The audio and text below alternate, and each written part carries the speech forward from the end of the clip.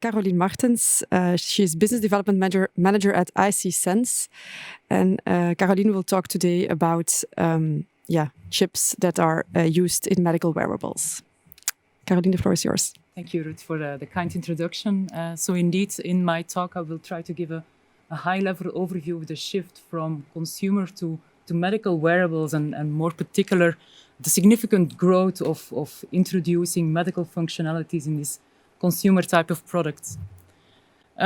So today we see that healthcare is really in a transformation towards, let's say, a patient-centric and consumer-driven model, where in the past, when in traditional medicine, when the patient was seeking help, the doctor was a single point of contact and took his decision based on the patient's medical history.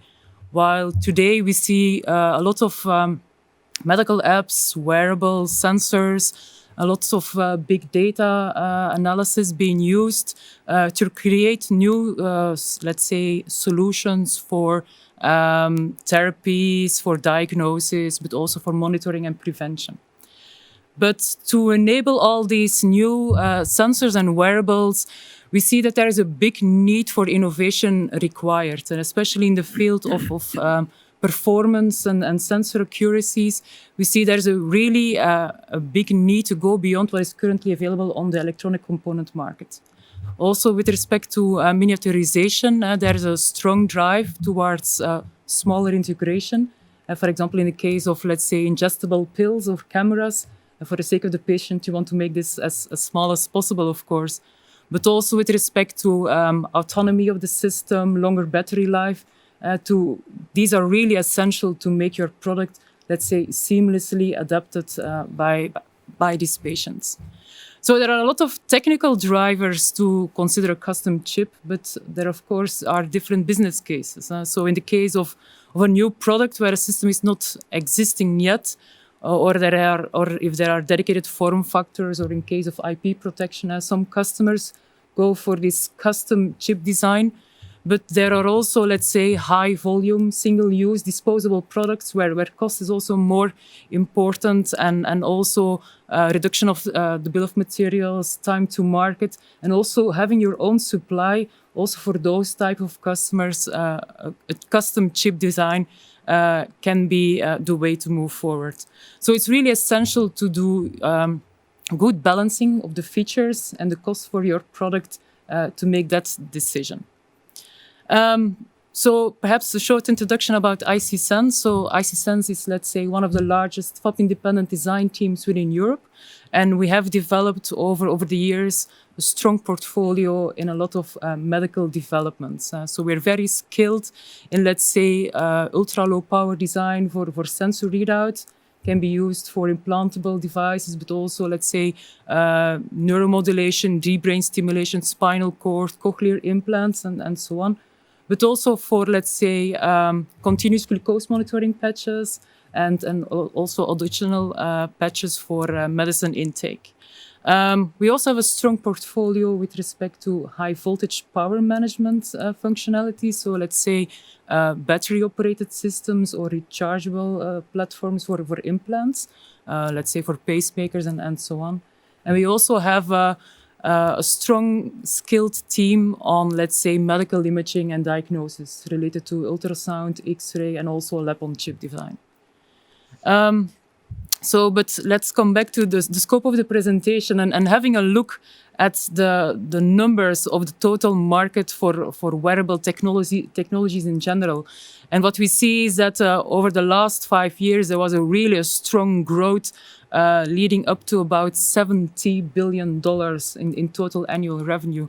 This was mainly driven by different sectors, but let's say Hearables, which is really a very broad domain, coming from, let's say, true wireless headphones to cochlear implants, is really a key player in this field, but also the introduction of smartwatches and fitness trackers, and also more emerging markets such as skin patches are also boosting those numbers.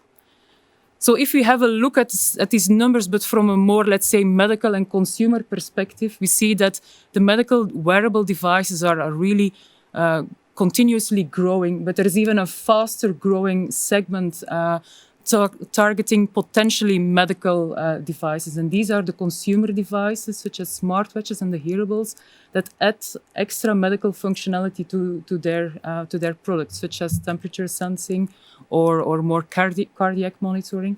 But they still remain very consumer focused. So it's really the core of their product. So the key question for these companies is how can they bridge really the gap from these consumer type of products with, let's say, short turnaround times, large populations, but also larger sales volumes toward, let's say, these medical devices, which add a little bit more higher value to the customers, but also having longer lead times and facing a lot of, let's say, regulatory frameworks and challenges that comes with that. So if you have a look at the numbers for, let's say, 2019 for the total wearable market, we see that it's mainly dominated by three sectors. I think the first one are the smartwatches and the fitness trackers, which are really the flagship products of this wearable market in general. So we all know the Apple Watches, also approving FDA approval, but also more, let's say, specific domains such as sport watches and medical bracelets. The second dominant sector are the skin patches, which are really driven by medical applications like CGM or cardiac monitoring. And then the third market is really focusing on hearables, as I said, the whole spectrum from the headphones up to the cochlear implants, which is already a quite established market in this field. Having a look at the split between medical and potentially medical, so the medical are mainly dominated by the skin patches and the hearing aids and the cochlear implants, while the potentially medical devices are more driven by the smartwatches and also the non-medical hearables, adding a little bit of extra functionality, let's say sound amplification or temperature sensing to their products. So I will dive a little bit more into details in these three dominant markets. And I think one of the first are the skin patches, where continuous glucose monitoring is really leading the way forward towards and being also a nice example for other medical wearable devices with respect to development cycles, timeline, and also, let's say, worldwide adoption. And we see that it's really a strong growth achieved over the last 5 years, which is really driven by 3 to 4 players worldwide. And although that development is already ongoing for, let's say, more than 20 years, we really see a strong shift in innovation that started really as a glucose measurement tool, now becoming also a tool for therapy and shifting towards, let's say, full closed loop systems with integrated insulin pumps. So this is, for example, a nice example that we have designed for one of these CGM partners at ICsense. On top of that, so another example that also is leveraging on top of the skin patches and the smartwatches is cardiac monitoring. So there are many ways to monitor the heart, and you can do either by sensing the blood flow, can be acoustic or optically, but it can also be done by measuring biopotential signals or electrical ECG signals via implants or pacemakers. But there are also a lot of wearables, portable devices, or even via remote monitoring, where they use video analysis to do a lot of tracing. Also within this wearable sector, there are many different products. You have the typical Holter wearable devices, which really do 1 to 2 day full recording, where the data is afterwards being analyzed by the specialist. But you also have these event and let's say, mobile cardiac telemetry devices, which are really focusing on dedicated certain cardiac events and try to monitor it over a longer period of time. So beyond CGM and this cardiac monitoring, we see also a big trend that also other electrotherapy companies are taking the shift towards this more consumer type skin patch application. So we have on the left side, let's say, the heavy medical applications like cardiac implant, cochlear implants, and deep brain stimulation. On the right side, you have the more sports-related EMS systems. But in between, you have the spinal cord nerve stimulation, where a lot of these companies are replacing or shifting their fully implantable systems towards, let's say, a less invasive implant combined with an external battery and an external stimulation chip. For example, there is also the Belgian company Icsun, who recently announced their product based on this principle. Also at ICsense, we have done quite a lot of neurostimulation development. So here you see two of these developments. So one made for Sapiens Neuro, who got acquired by Medtronic a few years ago. And then also a second development who was developed within a European project, an Excel project called Informet, that was coordinated by Philips. Also here you see another application with respect to a smart patch that gives the patient a signal when it's time to take their medicine again. And then I come to the last segment of these dominant markets, and I think the hearables. And you see it's really a broad spectrum. And then on the right side of this spectrum, you really have the true medical devices, the cochlear implants, and let's say the dedicated hearing aids upon subscription of your specialist. But on the left side of the spectrum, you have a lot of these, let's say, consumer hearables, but also these personal sound amplification products that can also help a lot of people with, let's say, mild hearing losses. So there's really a big market for this pre-hearing aid support. And what you can see is that these consumer-type devices are really playing a big and important role for that. And that drives this typical hearing aid companies to look for other ways to create added value. And they start doing that by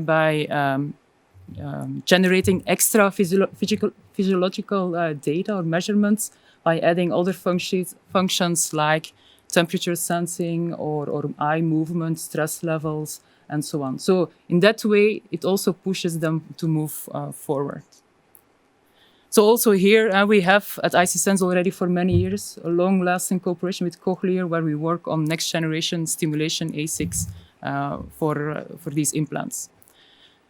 So then I came to the end of my presentation. So I hope that I've inspired you all to see the potential of these medical wearables. And I would say if you have a certain need for a custom chip to make it happen, please give us a sign, I would say. Okay. Carolien, thank you. I have a question.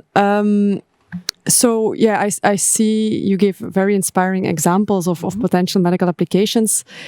You also gave examples of companies. I heard Medtronic, Cochlear. Those are all big international companies. I assume a custom design chip is also a big investment. So do you only work for big international companies? No. So indeed, we work together with a lot of these large medical companies, but we also work with, let's say, medical startups or research groups, because in some cases, you really need to have a dedicated chip, especially when we talk about implantable chips or chips to be used on the body. It must be very small and very concise. We see that for larger companies, we work more on next generation further optimizations of their developments, while for these smaller startup companies, we work more as an extension to their system team to really give feedback on what is feasible and what is not possible from an ASIC perspective, so that they can really work out the best system solutions for their product. Okay, thank you.